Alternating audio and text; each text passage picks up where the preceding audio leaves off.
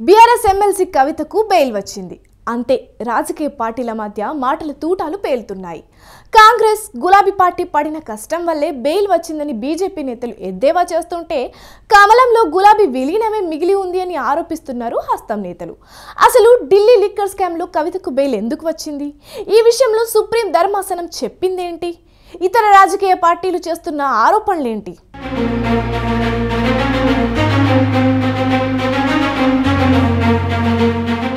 BRS నేతల ఎదురుచూపులు ఫలించాయి. Delhi liquor స్కామ్లో MLC కవితకు సుప్రీంకోర్టు బెయిల్ ఇచ్చింది. 5 నెలల పాటు జైల్లో ఉన్న ఆమె బయటకు రావడంతో గులాబీ పార్టీ నేతలు, శ్రేణులు సంబరాలు చేసుకున్నాయి.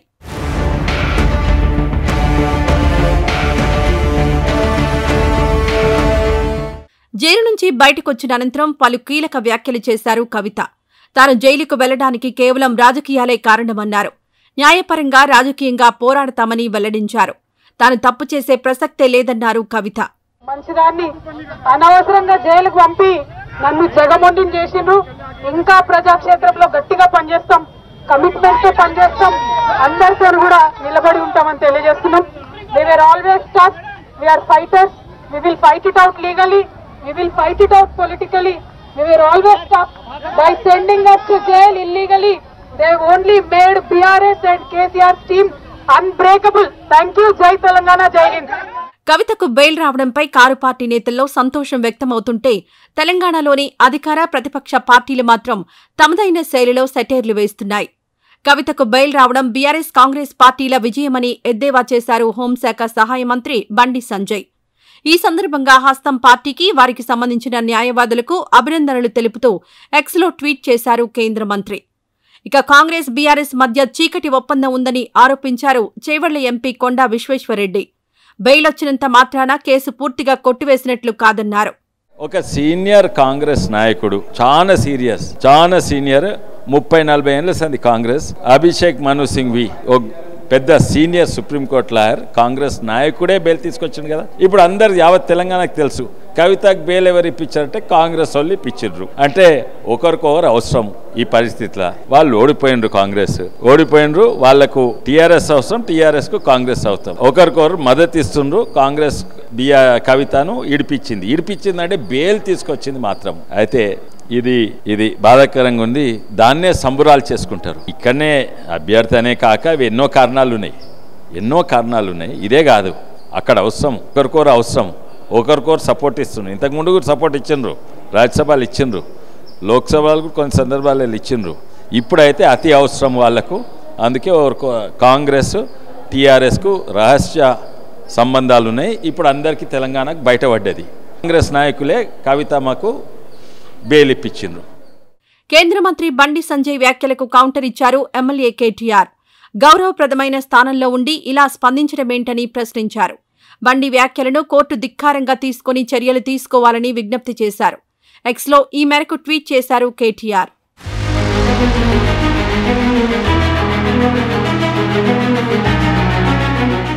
కవితకు బెయిల్ వచ్చింది. బీజేపీలో బీఆర్ఎస్ విలీనం మాత్రమే మిగిలిందన్నారు T Congress working president Mahesh Kumar Goud. BJP, BRS కుమ్మక్కు కావడం వల్లే బెయిల్ సాధ్యమైందని ఆరోపించారు. పార్లమెంట్ ఎన్నికల్లో బీఆర్ఎస్, బీజేపీ కుమ్మక్కు రాజకీయాలు చేశాయన్నారు మహేష్ కుమార్ గౌడ్. కవిత గారికి బెయిల్ రావడం అనేది ఇది మేము ముందు నుంచి ఊహించి చెప్తున్న మాటనే.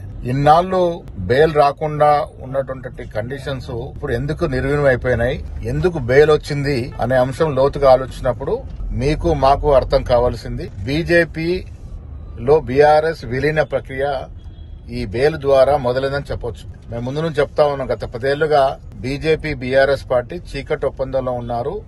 అన్ని కూడా కూడబలుపుకొని వారు కార్యక్రమాలు చేసినారు.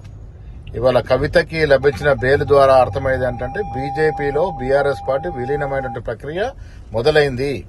ఇది బాహటంగా వాళ్ళు ఇప్పుడు ఒకటై ముందుకు వెళ్ళాలని నిర్ణయించుకున్న దరిమిలానే ఈ బెయిల్ వచ్చింది. ఢిల్లీలో కేటీఆర్ గారు, హరీష్ రావు గారు పలు దఫాలుగా బీజేపీ సీనియర్ నాయకులతో జరిపిన చర్చల ఫలితంగానే ఈడీ ఉదాసీనంగా బెయిల్ రావడానికి దోహదపడింది. సో తెలంగాణ రాష్ట్ర ప్రజలు అర్థం చేసుకోవాల్సింది, ఈ రాష్ట్రంలో అధికారులుంటే కాంగ్రెస్ ప్రభుత్వానికి, రేవంత్ రెడ్డి గారి నాయకత్వానికి ఇబ్బందులు పెట్టడానికి బీజేపీ, బీఆర్ఎస్ పార్టీ కూడగలుపుకొని ముందుకెళ్తున్న తరుణంలోనే ఇవాళ ఈ కవిత గారికి బెయిల్ రావడం జరిగింది. మహేష్ కుమార్ గౌడ్ తన వ్యాఖ్యలను వెనక్కి తీసుకోవాలన్నారు car party MLA Vemula Prashanth Reddy. లేకపోతే ఆయనపై చట్టపరంగా ముందుకెళ్తామని హెచ్చరించారు. చీకటి ఒప్పందాలు రేవంత్ రెడ్డికి అలవాటని ఆరోపించారు.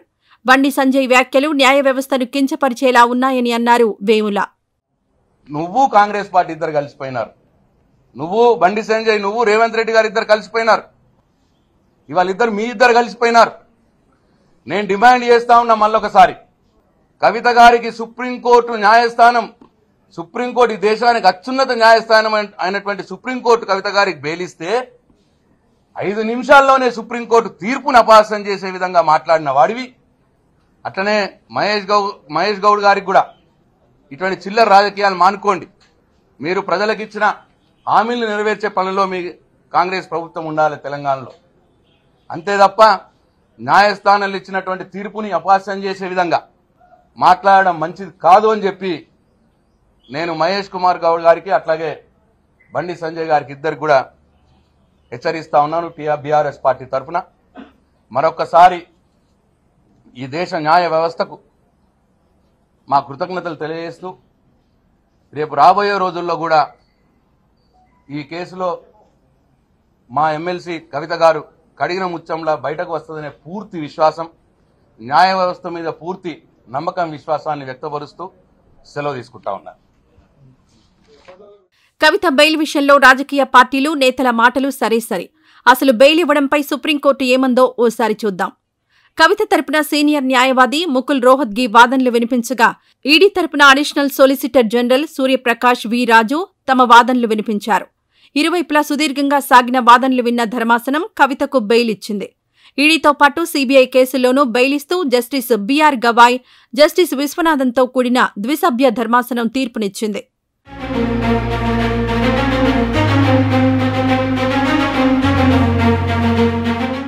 కవితకు బెయిల్ విషయంలో 3 ప్రధాన కారణాలు వెల్లడించింది సుప్రీం ధర్మాసనం.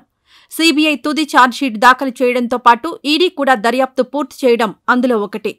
దర్యాప్తు పూర్తి కావడంతో నిందితురాలు జైల్లో ఉండాల్సిన అవసరం లేదని వెల్లడించింది. పైగా మహిళగా కూడా పరిగణించాల్సి ఉంటుందని ధర్మాసనం అభిప్రాయపడింది. ప్రధానంగా ఈ అంశాలు కవితకు బెయిల్ వచ్చేందుకు దోహదం చేశాయి.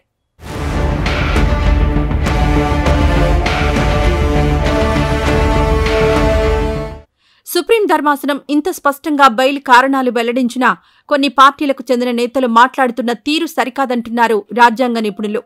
ఇప్పటికైనా రాజకీయ విమర్శలు మానాలని సూచిస్తున్నారు.